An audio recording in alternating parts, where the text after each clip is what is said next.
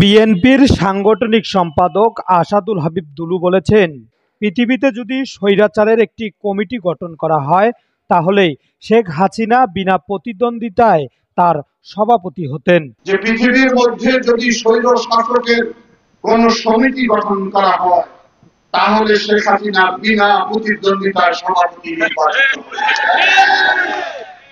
দুঃখ লাগে, কষ্ট লাগে, তারপরও তাদের ভিতরে কোনো অনুশোচনা নাই। বুধবার 6 আগস্ট বিকেলে ছাত্র জনতার ঐতিহাসিক গণ অভ্যুত্থানের প্রথম বার্ষিকী উপলক্ষে লালমনিরহাট এমটি হোসেন ইনস্টিটিউট মাঠে আয়োজিত বিজয় র্যালিতে প্রধান অতিথির বক্তব্যে তিনি এসব মন্তব্য করেন। দুলু বলেন, আওয়ামী লীগ যখন ক্ষমতায় আসেন তখন দেশের মানুষের উপর দুঃশাসন নেমে আসে।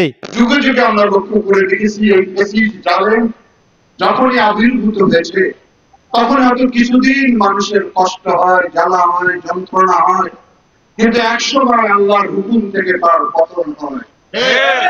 পতন হয়েছে হিটলারের, পতন হয়েছে চেঙ্গিস খানের, পতন হয়েছে নমরুদের, পতন হয়েছে ফেরাউনের।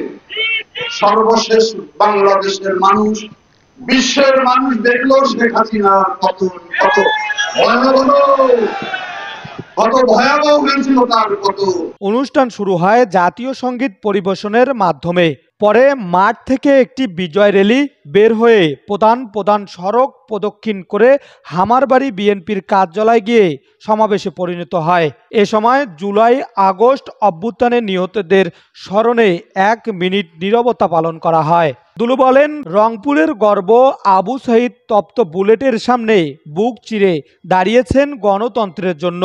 আমাদের রংপুরের সন্তান যে আবু সাঈদ তপ্ত বুলেটের সামনে বুক উঁচিয়ে দাঁড়িয়েছিল গণতন্ত্রের জন্য। সে আবু সাঈদ সেই প্রজন্মের ছেলে।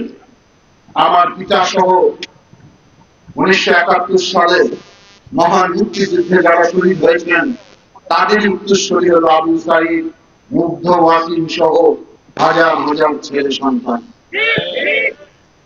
আজকে আমাদের বিজয়, আজকে আমাদের খুশি। তিনি আরো বলেন, যারা দেশের জন্য জীবন দিয়েছে তারা শহীদ, তারা বীর, আর যারা জনগণের কণ্ঠরোধ করেছে তারা দানব।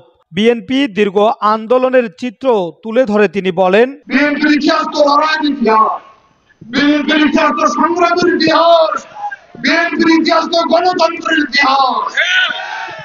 সব সময় আমরা সংগ্রাম করেছি। আর এই ফ্যাসিবাদী দল গণতন্ত্রের ধ্বংসের ইতিহাস, লুটপাটের ইতিহাস, খুনের ইতিহাস, রক্তে রঞ্জিত করা জাতির ইতিহাস। সুতরাং আওয়ামী লীগের ভাইনার কোনদিন ভাববেন না আওয়ামী লীগের ব্যানারে বাংলাদেশে আর রাজনীতি হবে না। অনুষ্ঠানে আরো উপস্থিত ছিলেন লালমনিরহাট জেলা বিএনপির যুগ্ম সাধারণ সম্পাদক AKM মমিনুল হক, পৌর বিএনপির সভাপতি আফজাল হোসেন, সাধারণ সম্পাদক আব্দুস সালাম, লালমনিরহাট জেলার মহিলা দল, যুবদল, ছাত্রদল, ওলামা দল সহ বিভিন্ন অঙ্গ সংগঠনের নেতাকর্মীরা উপস্থিত ছিলেন। মহসিন ইসলাম শাওন, লালমনিরহাট নিউজ।